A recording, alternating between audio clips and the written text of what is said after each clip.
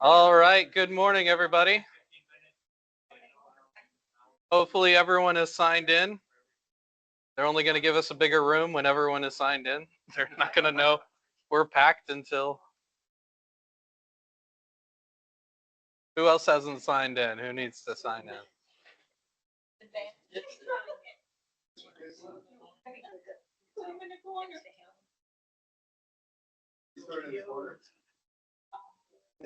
What did I do wrong? I got the answer. She said I just walked in. Although, if we just sign everyone in on the paper, then they have to give us a bigger room. Yeah, for those of you that weren't here last week, we had people up against the back wall. It was almost to the point of standing room only. So, good problem to have. But if we make sure that we're all signed in, we can show them how popular this class is. Hopefully not just because of me, but hopefully because of the subject that we're going through.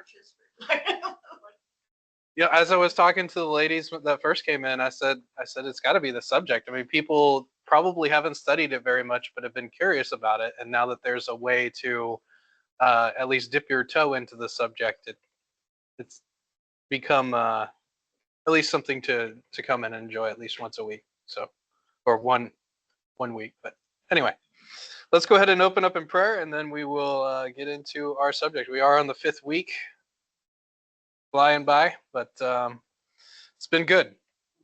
Dear Lord, thank you so much for all that you have done for us. It's a pleasure to be able to study 2,000 years that you have been building your kingdom. I pray that we would learn the lessons that you have been demonstrating through your people for the last 2,000 years. I pray that we would be interested in studying it, to be able to glorify you through it. And we pray all these things in your Son's name, amen. So last week we began our study. The first 3 weeks we were in the early church. Last week we started in the medieval church, or the Middle Ages, or the Dark Ages, however you want to define or name this particular time period. It goes by many names. And I'm sure in another 2,000 years it'll be renamed a couple times too. So first we looked at Pope Gregory the Great, who was probably someone that the Protestants would be okay with even today. He had high character. His love for the Lord, his zeal for ministry was above that of most Protestants today, and we can certainly appreciate how God used him during the time that he was serving. Then we talked about Muhammad. We opened up a book and read a pretty lengthy passage on Muhammad and his life, and how his life has been affecting even here 1,500 years later. So definitely a large impact that we'll talk more about today with the rise of Islam. But he had about 16 wives during his lifetime, wives and concubines. And we noted that his favorite was Khadijah, his first wife, who was about 25 to 30 years older than he was. But he felt like her character and her discipline as a wife was greater than that of any of the other wives. He felt like she was the standard. And after she had died, he ended up marrying 14 other wives and concubines. And yeah, I'm sure that was an interesting life that he led. But his greatest work, that you could say is his greatest work, was the Quran. We briefly talked about the Quran and how it has affected the area right there in Arabia for Muhammad's followers. He moved from Mecca to Medina, and it just exploded. And again, as we talk today about the rise of Islam and all that the land has been conquered by Muslims, you can see how it has shaped that time in history. and how it is continuing to shape even today. We briefly got into the rise of Islam. There's a lot of information, so I didn't feel like I could do it necessarily justice all last week. So we will be talking about this again today, and just just as a way before I get into the subject matter, before I forget, I just wanted to recommend to you, if you want to know about Islam and how Christians are to respond to it, I recommend this book, What Every Christian Needs to Know About the Quran by James White. He is a Christian apologist who has done dozens of debates against Muslims, even in the what we would consider Muslim territory.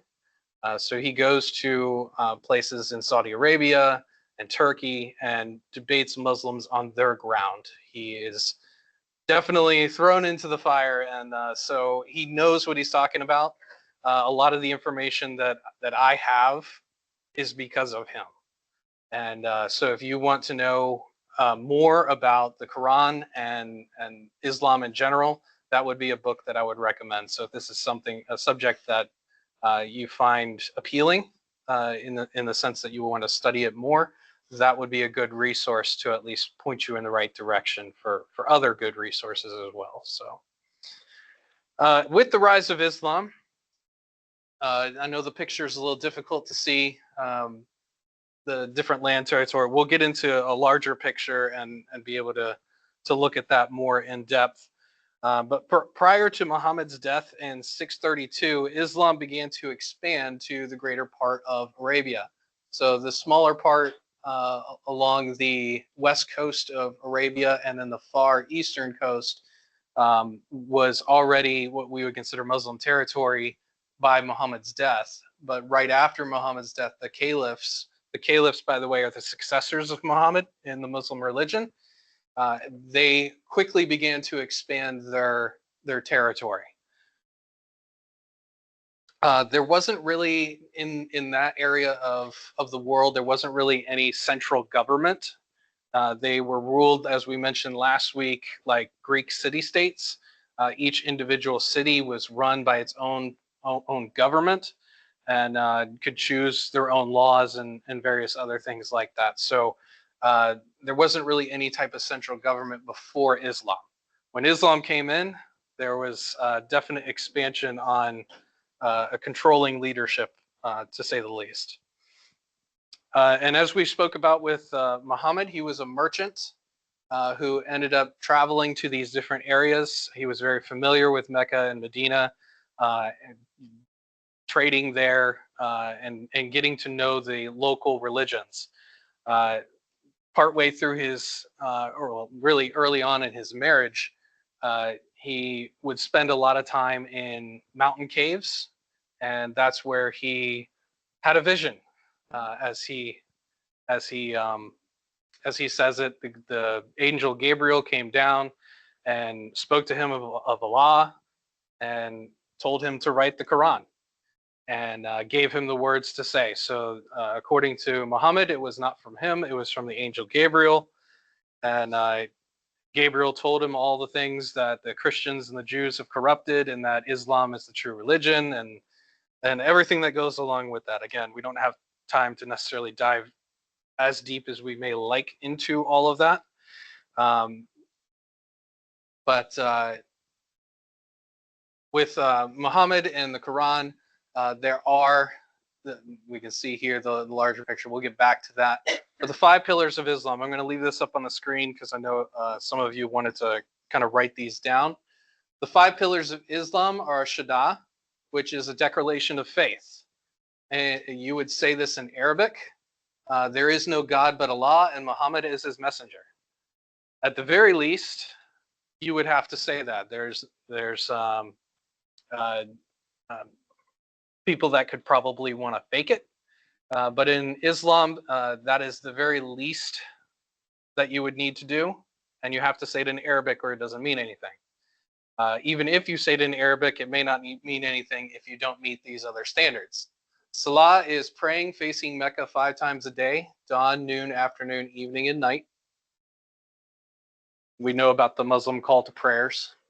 Zakat is the Muslim's duty to give 2.5% of their income to the poor and needy. And then Psalm is during the holy month of Ramadan, Muslims cannot eat or drink from dawn to dusk. They abstain from all of that during that particular month. And even though she's not here this week, we did have a question about what exactly is Ramadan. It is the celebration of Muhammad getting the vision from Gabriel. So the month that he received that vision is the month of Ramadan. So that's why they celebrate during that month. And then lastly, there's Hajj. If possible, Muslims must go on a pilgrimage to Mecca once in their life. As we mentioned last week, Islam is certainly more than these 5 pillars, but it's not anything less than these 5 pillars. So there's definitely more to the Islamic religion, but for the nomadic tribes in Arabia, it was very easy to kind of grasp onto these 5 points. I mean, if you think about it, Christianity and Judaism were prevalent in that area before Islam, but there's a lot of laws for the Jews. There's a lot of information, a lot of theology that goes into Christianity. These 5 things for illiterate nomadic tribes, they could grasp onto that. They could understand that. So you could see how a religion like this, with just these 5 pillars, could spread widely. And then as you continued on in the religion, you could learn the finer points of Islam with the hadith and everything else. Yes, sir. So during that time period, when someone refused to acknowledge Allah, would they annihilate them? So we'll get into it in a little bit, but no. But they were under the control of Islam. If they started to fight, then of course they would kill them. But essentially, the Islamic leadership, once they conquered a land, they kept it as close to how it was before.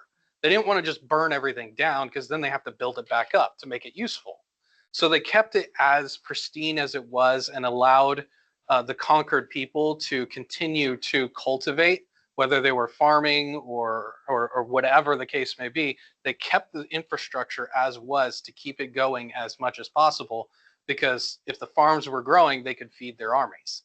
So they didn't want to just destroy everything and kill everyone. Then they wouldn't have anyone to work the farms. So they wouldn't have spread as quickly as they would. So again, we'll get into a little bit more in a little bit, but they wouldn't. They would try not to. If they were, of course, were fighting, then yes, they would have to. You good? Okay.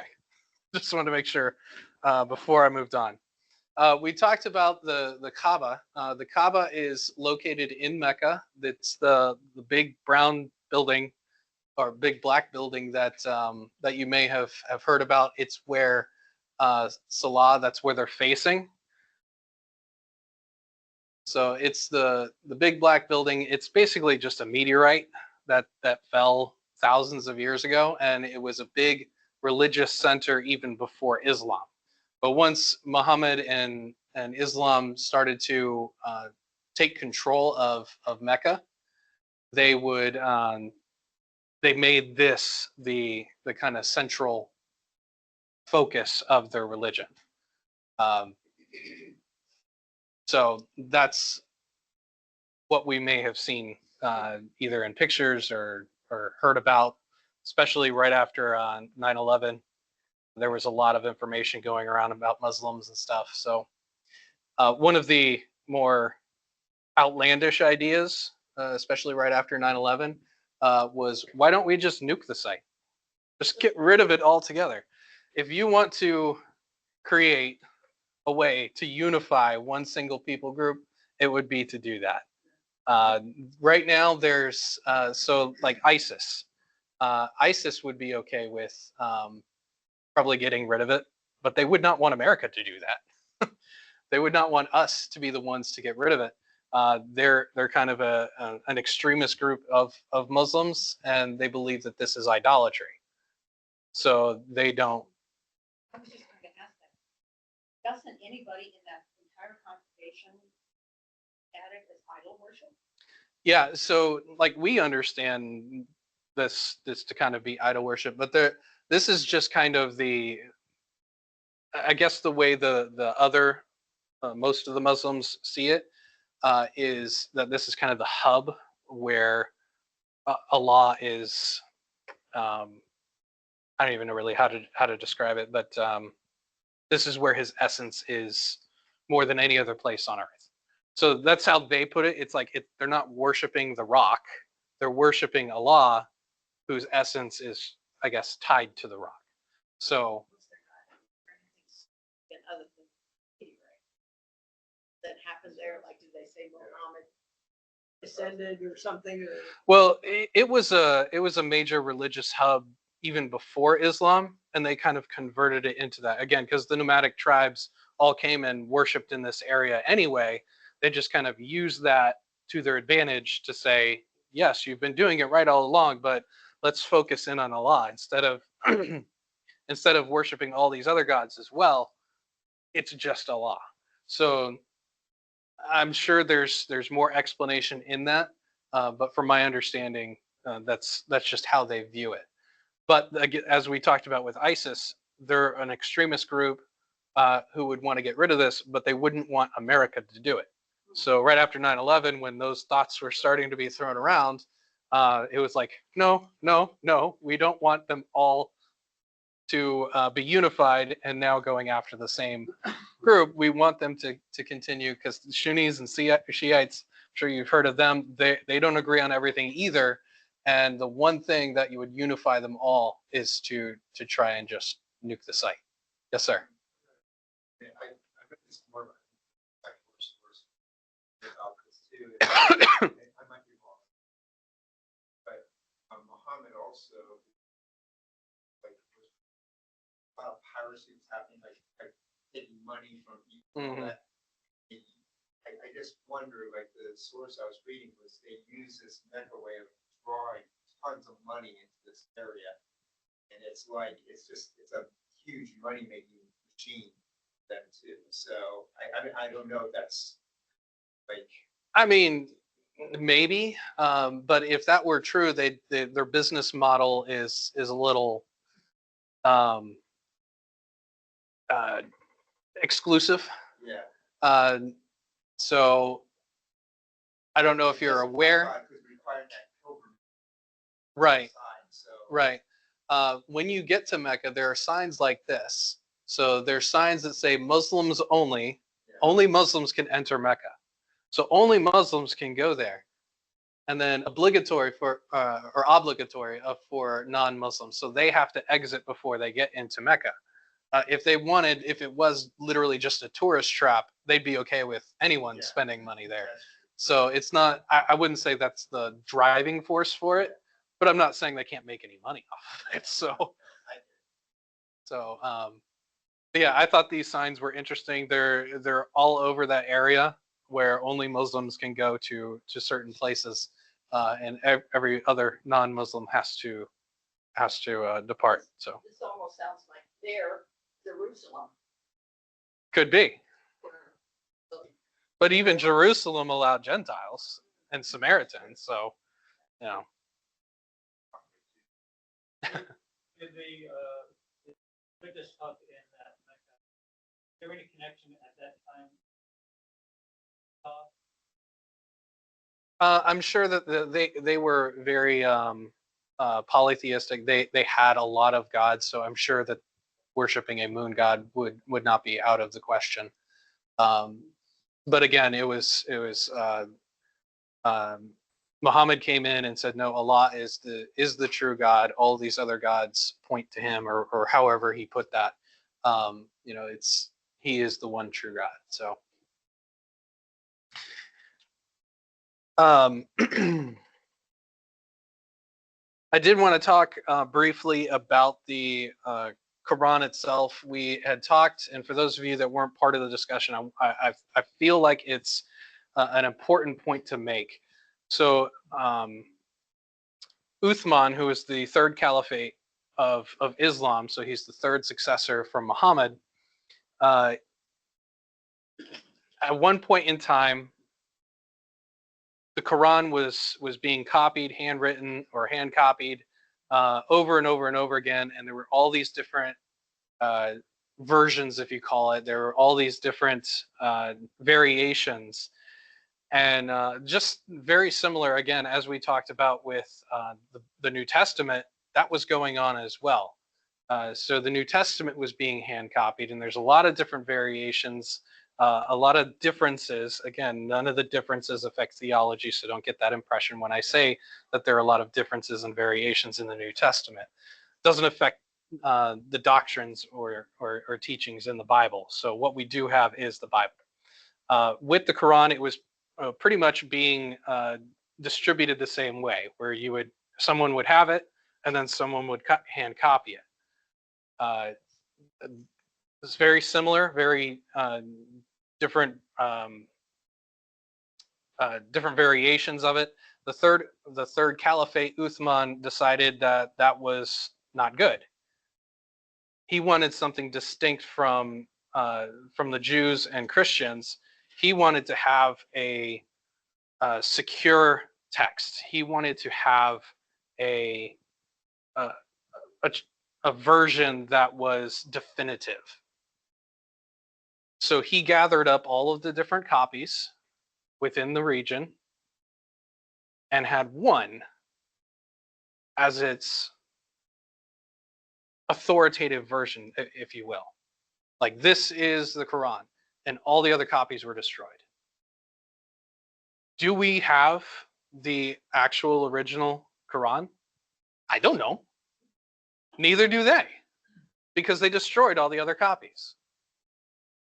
What we have today may be what Muhammad wrote down, or it may not be. We don't know, because they gathered up all of their different texts and destroyed them. That is very important when you're talking about the authority of our scriptures. No single person had control over all of the texts. God allowed it to spread very quickly, and nobody could gather up all of the texts of the New Testament and destroy it all and have one authoritative version. We don't have that in the New Testament. The Quran does. You want to say something? So he's calling that their inspired text. Correct. He's saying this is the original. We don't know. There's no way to confirm that. Well, you know what's interesting is I was witnessing years ago, and it was that very issue that he would bring up to me. Oh, well, you know, ours has never been changed. Yeah. I brought it up last week. That was, if I was a Muslim, that puzzled me that it's never. Or just like. I guess it depends on what you define as proof. Yeah. I mean, I question ours. I mean, I don't question authority or anything like that, but like, have we gone? Like, when I was younger, I questioned, okay, is this real? Is this, you know, everything like that? And I had to really do my own diligence. Yeah. So I mean, I don't know. it's a lot, and I don't want to say it's a lot of work to translate, to gather up all the manuscripts and compare the different texts. It is a lot of work to do that. It is very easy to just say, you know, okay, the Bible came down from heaven one day, and this is how it is. There's a lot of Christians that would prefer it that way, because then it's easy. But God allowed us to have all of these different variations for a reason. He didn't have it come down from heaven in a silk cloth and we opened it up and there's the 66 books as we have it today. Didn't happen. There was a lot of discussion. There was a lot of prayer involved in all of this. And we can be sure that what we have is scripture. As we talked about a couple times already, it's like we have 1,100 pieces to a 1,000-piece puzzle. We have everything. We just have to figure out what doesn't belong. So that's the work that we have. Whereas Muslims, that's all they got. So some Christians are tempted to think maybe it'd be easier if we just had an authoritative text. You know, to think that he destroyed all the copies, almost a little bit of it. So has there been any attempts or any revelations of things that was produced prior to this destruction that they're having quash, you know, because all of a sudden they got guys, well, I got one that goes back 100 years. Yeah, there's nothing that has been found.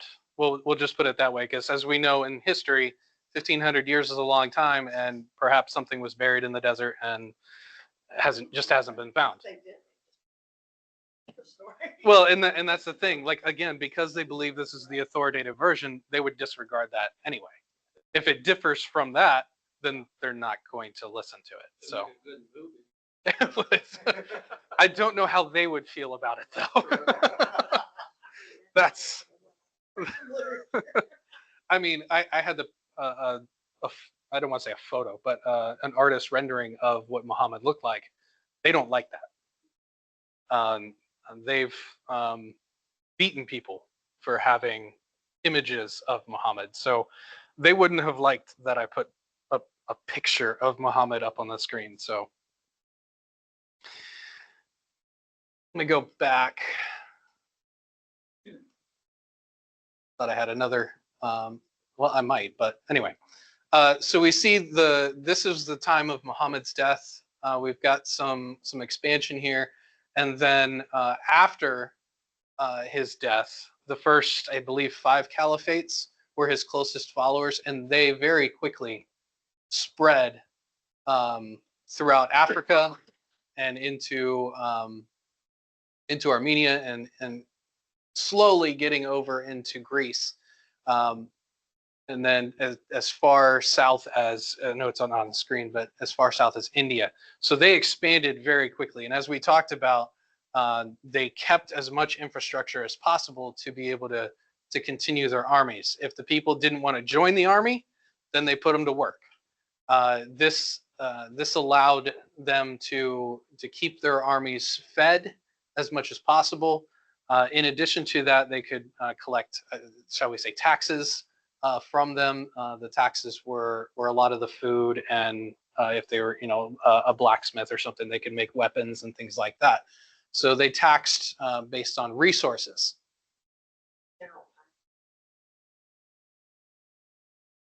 It was about a few hundred years that they were able to spread this far. Well, if Muhammad died in, what was the date? 632, this would have been by about 900 to 1000 AD that they would have spread this far.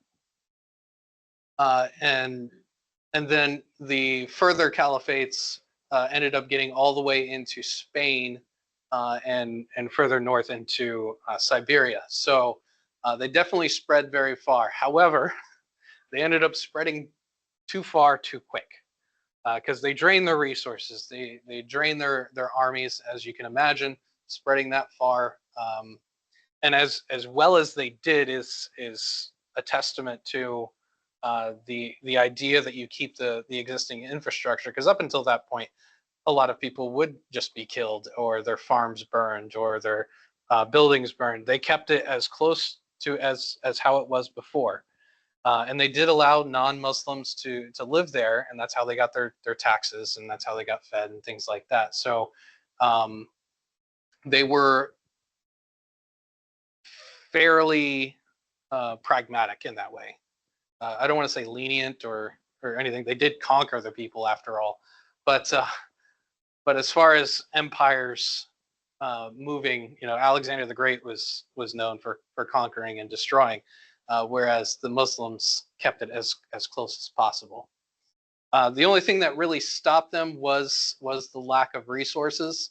When they crossed the Strait of Gibraltar, they got into what we now know as Spain and Portugal, but they could only get so far with the transportation time that it takes to transport things across the strait and all of that. It got very difficult for them. Let's see, anything else that we should talk about? Uh,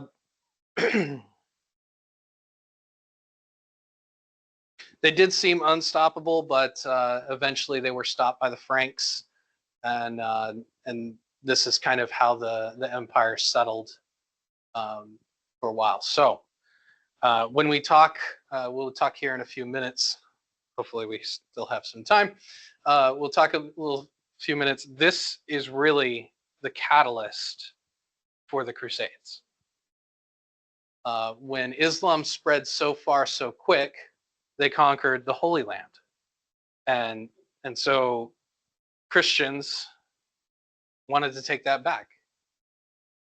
It wasn't that we hear stories of the Crusades being, oh, the Crusaders were just a bunch of men trying to steal land that wasn't theirs.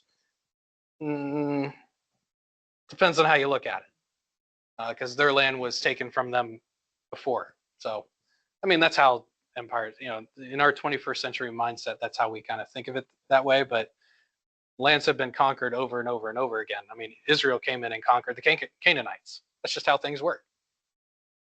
Doesn't mean that the Canaanites somehow own the land, because they were conquered.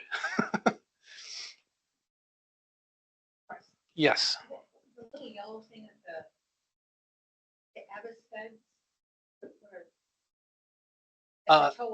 Yeah.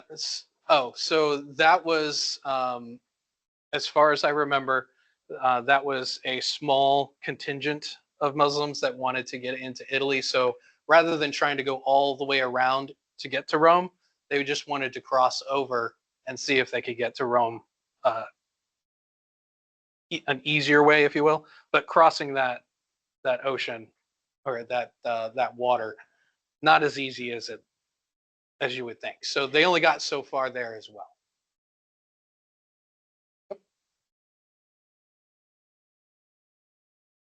All right, moving on from, yep, there was after that. Moving on from Islamic history.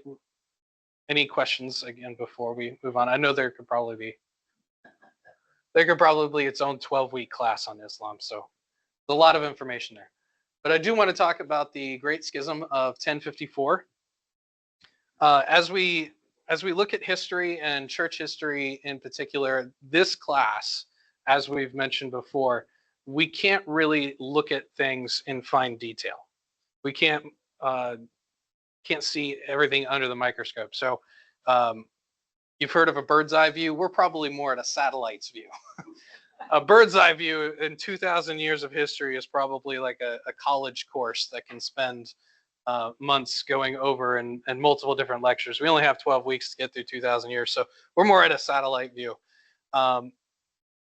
So with that in mind, when we look at the split of the Eastern and Western churches, we can't be too quick to say that, oh, this line means that in this line of geography, these people over here believe this, and these people over here believe this. As it is today, I mean, you think of someone that was probably influential to most of us in here, if not all of us, John MacArthur. There are things that I agree with him about, and there are things that I don't agree with him about. There are nuances to each individual in history that we just don't have the ability to look at. Even the people that we've already talked about, there's only so much information we have on them. So to get to the real individual person is impossible in a class like this. So we do need to keep that in mind. And just because there's this imaginary line between these two halves of the empire does not mean that everyone on this side believed this and everyone on this side believed that. There are things that I probably don't agree about in the official theology. I don't agree with the pastors on everything of this church. Doesn't mean I would break fellowship with them. Doesn't mean that there's anything wrong with that. I think disagreement can be a good thing. So just because we say the Eastern churches believe this and the Western churches believe this, don't get in the mindset that everyone believed this and everyone believed that. So with this, In 1054, the Eastern and Western churches split, and the geography dictated what everyone believed about every theological point. No, that's not true. I'm obviously kidding on that. Uh, as we've discussed, there were multiple disagreements and tension between the Eastern and Western churches for a long time. It goes back all the way to even before the Council of Nicaea in 325. So for hundreds of years, there were disagreements between the two halves of the empire. Arianism was more widespread in the East, and obviously Trinitarianism was more prevalent in the West. That's just one of many disagreements. The other reason there was so much disagreement between the two sides, the Roman Western side of the empire uh, used Latin, whereas the Eastern side used Greek. Well, anytime you have two different languages, there can be misunderstandings. There can be theological points that you miss going from one language to another. It just happens. There's oops, I misunderstood you because you spoke a different language, or you wrote in a different language, or what have you. Other disagreements could be papal authority in the West, whereas the eastern part of the church didn't believe in papal authority. They believed that it was first among equals, is how they would put it. So they're all equals. All the bishops are equals, but the Bishop of Rome is probably first among that equal, kind of the leader of the equal group, if you will. The Western Church mandated celibacy for the priests, whereas the East allowed marriage if they were married before they were ordained.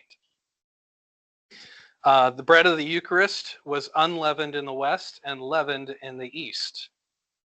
Interesting point on that. You would say, well, why did they use leavened bread in the East? They saw it as a sign of Christ's resurrection. So before he died, it was leavened, and then after he died, it was, or sorry, unleavened, and then after he died, it was leavened. So that's how they see that. You know, for us, we would think, well, it should be leavened, right? That's how it was in the Bible. But that's why they believe that. There was a disagreement that happened in 1054 that kind of solidified the conflict and the split between them. And in a lot of ways, it's obviously still going on. The patriarch, which is the leader of the Eastern Church, you don't want to call him the Pope of the Eastern Church. That's not how they would signify it. But the patriarch in Constantinople began closing Latin churches in the East. So again, just because there's a line does not mean that everyone on this side and everyone on that side. There were some churches that were more Western leaning in the East, and there were churches on the Western side that were more Eastern leaning. It happens. So on the Eastern side, they started closing the churches that they disagreed with. And so the Pope ended up sending one of the cardinals to Constantinople to kind of try and mend fences, so to speak. Well, that didn't happen. The cardinal came in very accusatory and confrontational, and the argument got so bad that the cardinal ended up excommunicating the patriarch of the Eastern Church, and turnabout is fair play. So the Eastern Patriarch ended up excommunicating the cardinal, and by extension, the Pope. So that event is what we would consider the Great Schism. That was the focal point. There were, again, disagreements well before that, but this kind of marked a point of no return. So before they could reconcile, they could get back together. At this point, they never got back together, and there were a lot of reasons for that. Not the least of which was politically. Again, we just talked about the Muslims conquering certain areas, and so the Crusades ended up starting less than 100 years after this. So there wasn't really an opportunity to mend fences after this time due to a number of different reasons, not the least of which was the Crusades. Soon after the excommunications happened, the Western Church began sending crusades to liberate the Holy Land from Muslim control. And by the Fourth Crusade, that we'll speak about shortly, hopefully we have time to get through the Crusades today, but we'll get as far as we can. They saw the split cemented. There was a lot of Muslim sympathy in the East because they were easier to deal with than the West. For some reason, the Christians in the East found dealing with Muslims a lot easier than they did the Catholic Christians in the West. So there was a lot of animosity during the Crusades. The Eastern churches would not help the Western churches. They wouldn't supply shelter. They wouldn't supply food. In fact, there were a lot of times where they would hinder the advancements of the Western Crusaders. So ended up being a lot of bad blood. And again, reconciliation did not happen. Any questions about this before we get into the Crusades? All right. So the Crusades. Before we begin looking at each individual crusade, we should probably clarify. I know we briefly talked about it last week, but what a crusade is. As we mentioned with the Islamic expansion into the Holy Land, the Crusades were meant to retake that land. Muslims were not too keen on allowing the Christians to enter Jerusalem specifically, but we spoke about last week as we were introducing this time period. Many people didn't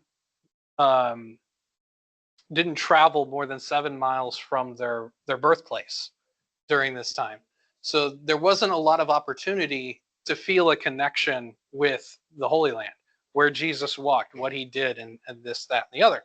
So there wasn't a lot of opportunity for that, but one of the few opportunities was, again, we talked last week about icons and relics. There were things that you could take back from the Holy Land, bring back to these towns and villages that the people could connect with. Oh, this is a piece, or this is one of the spikes of the cross that Jesus was nailed to the cross on. This is a piece of the cross. You know, there were things that were tangible that people could see and grasp onto that you could take back from the Holy Land for the people that couldn't travel. So the merchants and the wealthy people that were able to travel over there could bring it back for others to see. A lot of issues with that. We won't get into that again. But suffice it to say, there was a lot of fraud in oh yeah, this is the piece of the cross. So the reason for the Crusades was to retake the Holy Land, a way for the Western Christians to reconnect with the Eastern land there in Israel specifically. Once the Muslims took over Jerusalem and the surrounding territory, travel to the Holy Land became much more difficult. Those who took the journey would return and tell of how they were beaten and robbed, and how they were refused entry to any meaningful place in the area in the Middle East. Eventually, the Christian leaders in the West had had enough. The leaders of the West and East had split with the 1054 split. So the icons and relics were a major issue. In the East, there was no desire really to retake the Holy Land. They were okay with the Muslims controlling that area, gave them less to have to deal with. So they did not assist with any of the Western churches in retaking the Holy Land. So the First Crusade, 1096 to 1099. Prior to the first official crusade, a band of about 20,000 peasants called the People's Army, led by Peter the Hermit, sought to travel to Palestine to recapture Jerusalem. Along the way, they were met by the Turkish army and were slaughtered. A band of poorly armed peasants against professionally trained army hardly stood a chance. However, Peter had escaped and the losing battle and rejoined the actual knights of the First Crusade and saw the retaking of Jerusalem in 1099. An army of about 300,000 knights gathered in Constantinople to begin their push toward Jerusalem at the proclamation of Pope Urban II. The army was not led by any one commander. There were a lot of very wealthy knights, so each of them kind of had their own platoon, if you will. So they each controlled a portion of the army. Well, with that split leadership, some decided to do this, some decided to do that, some decided to do that, and they ended up dividing their forces into multiple different areas, and they ended up being slaughtered for the most part. They retook Nicaea in 1097, spent 8 months retaking Antioch. Again, with the divided forces and divided leadership, it's hard to get on the same game plan. So it took about 8 months to retake Antioch, and 3 days after taking Antioch, they themselves were sieged by the Turkish army. So a lot of issues there with taking back some of this land. It took another year for them to reach Jerusalem. By this time, the once large 300,000 knight army had dwindled down to just 20,000. Most of the deaths, of course, a lot were from battle, but there was famine and disease that crept in as well. So a lot of them died due to lack of resources. There was enough to retake the city of Jerusalem, but not a lot to keep control. So it didn't last very long that they had Jerusalem. When the Western leadership was established in the east, because again they were conquering all the way down here into the eastern portion of the empire. Remember, the eastern and western churches were split. Well, when a Western force like the Crusaders came through, they retook the cities and everything in them, including the churches. And what they did was, did not help the tensions between the two sides. They took out the leadership of the Eastern Church and put in a Western leader, a Western bishop, to lead that particular congregation. And obviously, the Eastern churches did not take too kindly to their leadership being kicked out and Western leaders being installed. So, did not help the tensions whatsoever. Hopefully, we'll get to at least the Fourth Crusade here. The Second Crusade, 1147 to 1149. This crusade was proclaimed by Pope Eugenius III, once a pupil of Saint Bernard of Clairvaux. We'll get to Clairvaux hopefully next week. But Eugenius had asked Bernard to be a sort of spokesperson for the crusade, to rally the troops, so to speak. And he was successful in motivating an army. And they were able to crusade down towards Asia Minor, as we know. However, they were met with heavy famine and disease as well, and didn't quite make it to where they wanted. Their main intention was recapturing Edessa, which was an eastern city that was important, a major hub, but they were unsuccessful in that journey. Again, part of the reason was because the Eastern churches didn't want to help the Western churches. They would have preferred the Muslims, so they had no allies to help them. Again, with famine, if you have no friends along the way, it gets very, very difficult. Their one serious military operation, the siege of Damascus, was a failure. And Bernard, Saint Bernard, the guy who rallied the troops to go on this crusade, ended up blaming it on the sins of the West.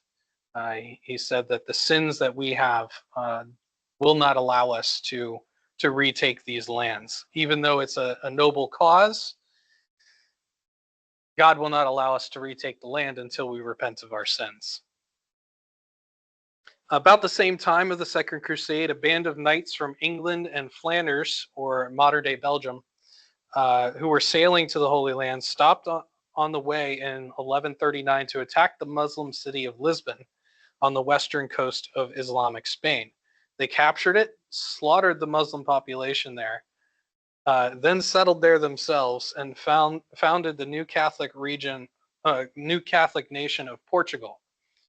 No one at the time could foresee it, but in the 15th century, the Portuguese would create a vast overseas empire based on naval power, opening America to European colonization and conquest. So around the same time of the Second Crusade, they retook that area in Portugal, in Lisbon, and hundreds of years later, they ended up being instrumental in founding the American West. So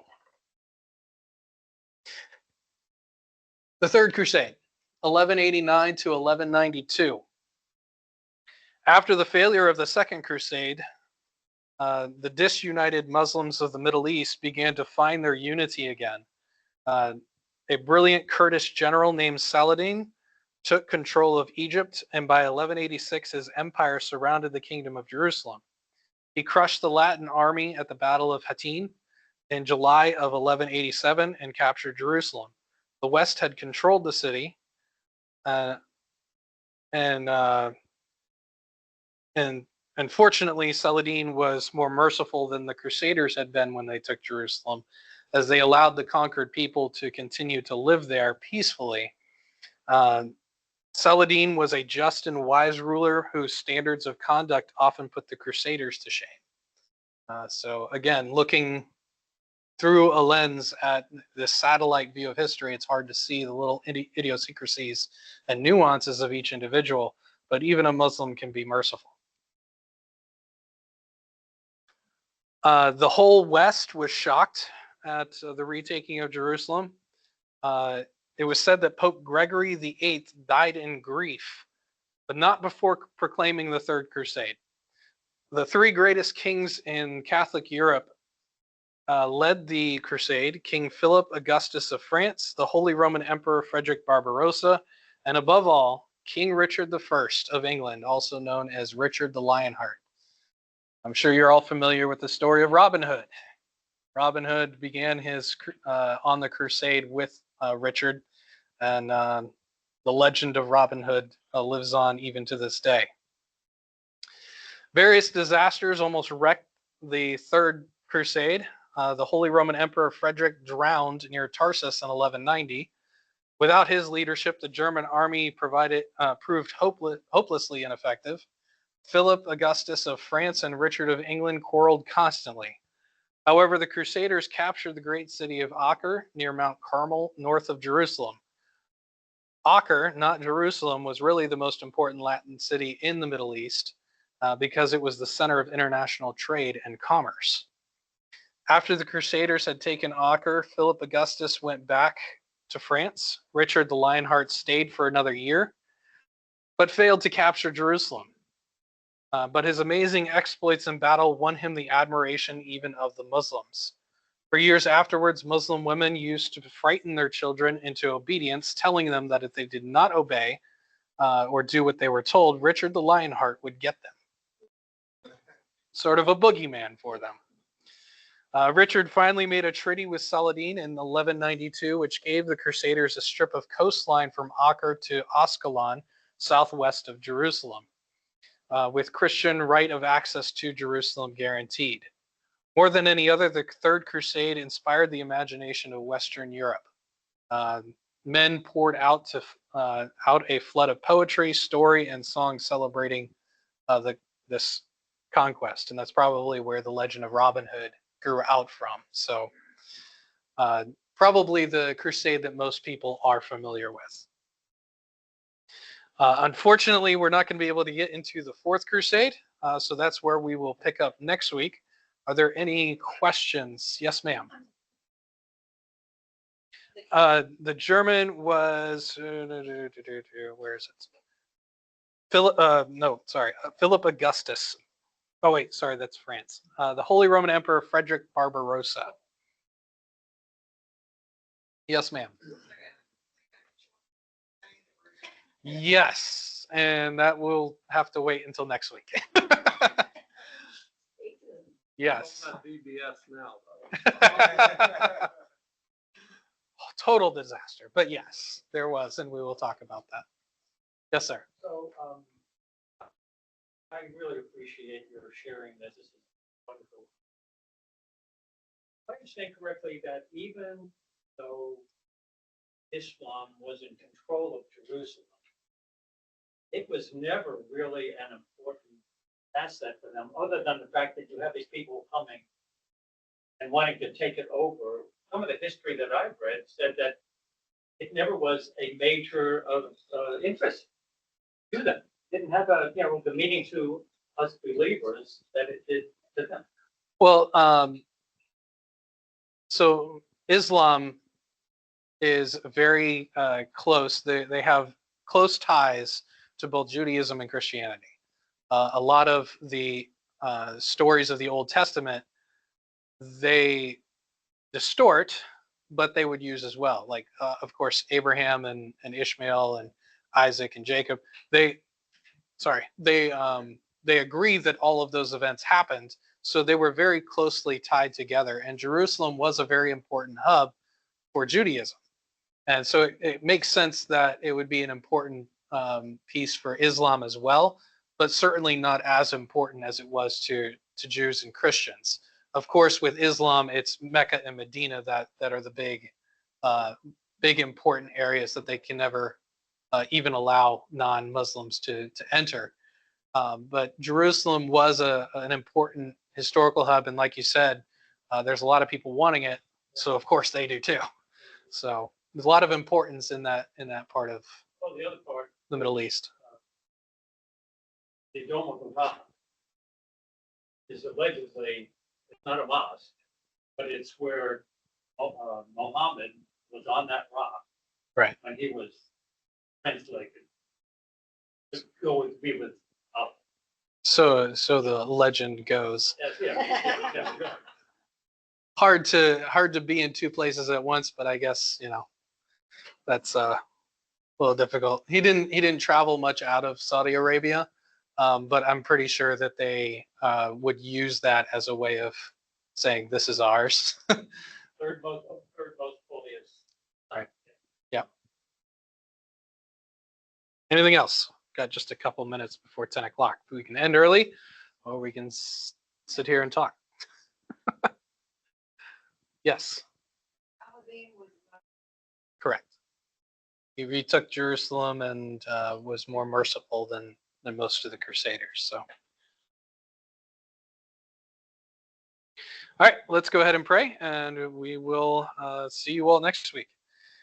Dear Lord, thank you so much for the time we've been able to study and learn more about what you were doing in that period in history.